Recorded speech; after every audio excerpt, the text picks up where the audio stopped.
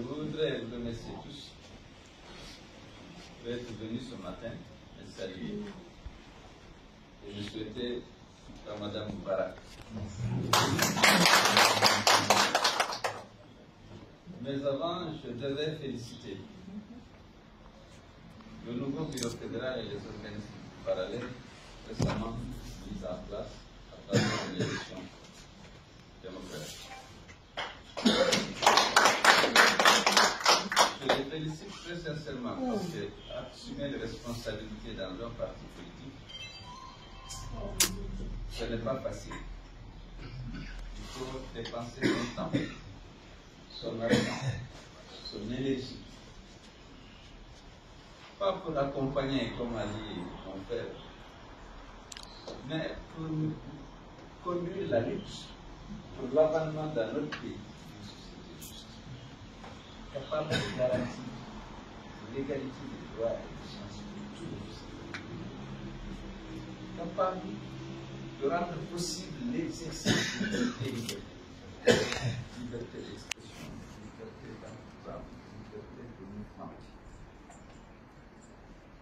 Donc je vous félicite, vous tous qui avez assumé des responsabilités, parce que ce n'est pas des avantages de finir le parti est dans l'opposition.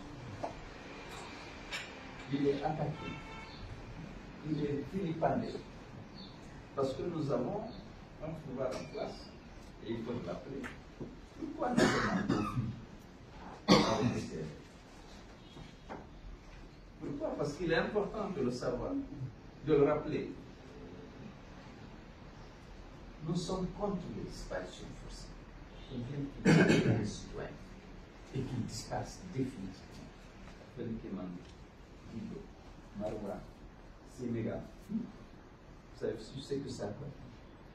On a fermé les radios critiques en mettant donc en cause la liberté d'expression.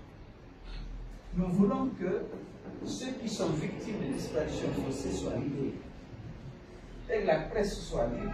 Parce que dans la charte de la transition, que la junte a élaboré, toutes ces libertés et les droits humains étaient correctement protégés dans le texte.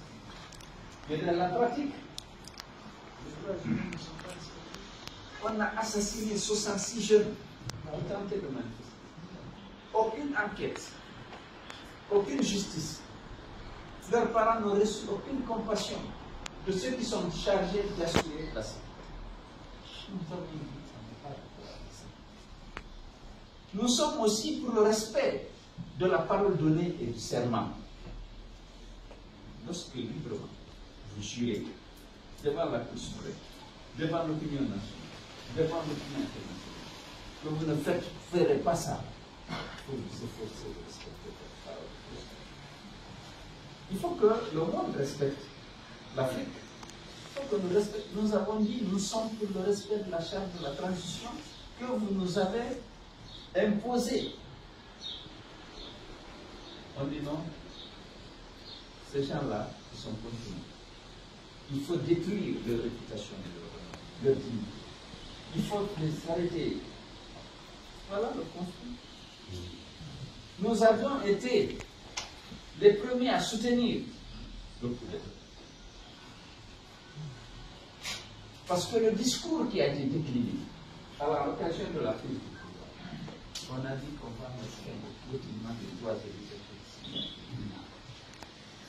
On va mettre fin à l'instrumentalisation de la justice pour harceler les libertés.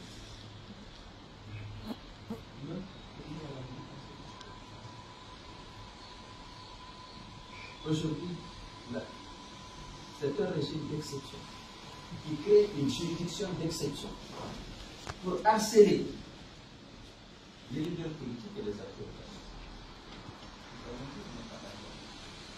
On veut aller à des élections libres et transparentes, inclusives, pour donner au peuple de Guinée le droit à la liberté de choisir ses dirigeants. C'est ça qui est écrit dans la charte. C'est ça qu'il y a dans le texte. C'est ça la démocratie. Vous vivez au Sénégal. Ici, tout le temps, les problèmes, il y a beaucoup de bruit, mais c'est le peuple qui choisit. Nous voulons qu'en Guinée, que le peuple choisisse. C'est eux qui savent. Chacun défend son programme, même sa campagne. On dit choisissez.